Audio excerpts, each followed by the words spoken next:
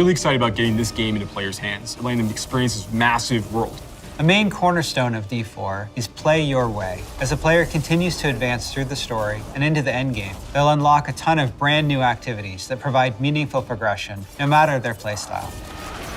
Players will be able to keep progressing in the narrative of the game. Alongside that, the whole team has worked on crafting a variety of different experiences players can pursue. We're going to have an entire world of Sanctuary for our players to offer. There's going to never be an absence of something to do. After the player has finished the campaign, there's a lot more game to go and participate in. They gain access to a special, what we call capstone dungeon that they have to complete.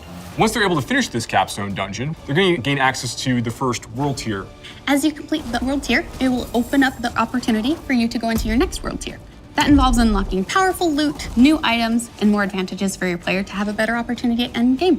Whether you're a fan of dungeons, PvP, or just roaming around the world, there's a way to continue your Diablo adventure long after hitting max level. As your character continues to grow in power, you'll start with the skill tree and expand out into the Paragon system. A lot of the choices the players make are grounded on skills themselves and the fantasies associated with those skills. The Paragon board is a place where we're allowed to have a lot more depth, a lot more customization, many more options as you go. You can rotate the board, so you can choose a different path if you're like, I want to do more strength-based things, or I want these particular boons or glyphs. You can chart your path through it, and they're really a way for you to keep expanding your character and making it uniquely yours. Similar to the Paragon boards is the Codex of Power. It's an in-game system that holds the aspects related to the character. You are able to complete a dungeon, and they will have a chance to drop an aspect that you can pick up. And what this allows players to do is take items they're finding in the world and make them more powerful, turn them into legendary items. It's really special to discover what kind of playstyle really means the most to you. Every part of Sanctuary is fulfilling and satisfying. Dungeons in particular are really close to my heart. Nightmare dungeons are going to give the players the opportunity to experience a dungeon that they might have already experienced in their past playthroughs. They'll enter the dungeon with a found sigil that alters the playstyle and the intensity of the dungeon. They're more difficult and they have additional objectives, and then they also have affixes, which add a degree of difficulty for you and your group to work through. One of my favorite affixes that you can find in Nightmare Dungeons is actually called Hellgate. Occasionally, these portals will open up throughout the area that will just pour out different monsters that aren't native to that region for you to also be dealing with while you're trying to handle everything else inside the dungeon. There's over 120 dungeons to play through and find in Diablo 4, and any one of them can become a Nightmare Dungeon by finding a Nightmare Sigil and then using it to activate the Nightmare version of that dungeon space. Everything's a little darker, everything's more difficult. It's going to add a little bit of a twist of flavor on your particular dungeon.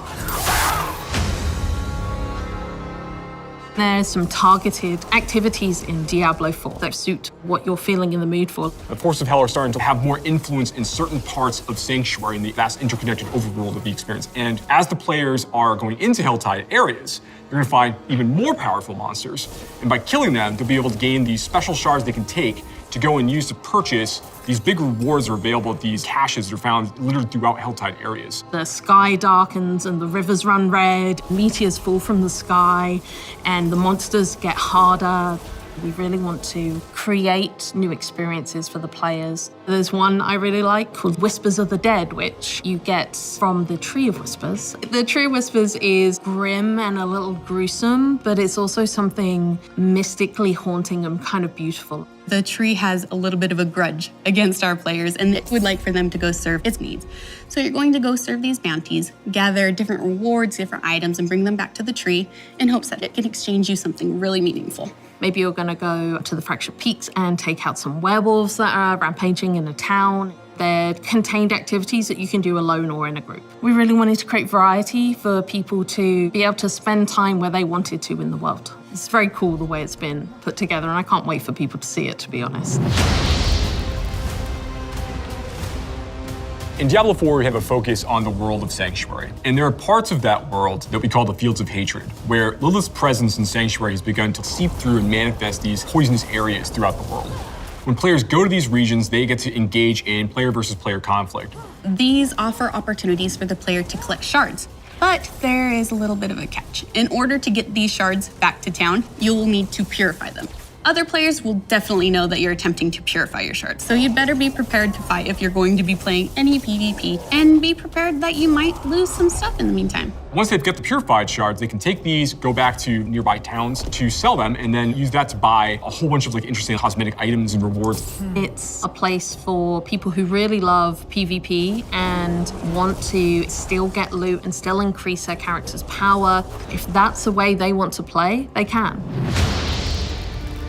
Launch is just the beginning. One of the things we're really focused on is creating a living, breathing set of updates for players to engage with after the game has gone live. It's really just going to be a way to keep coming back and experiencing more Diablo 4 in fresh ways. We're really eager to hear all of your experiences and just enjoy the entire story with you all.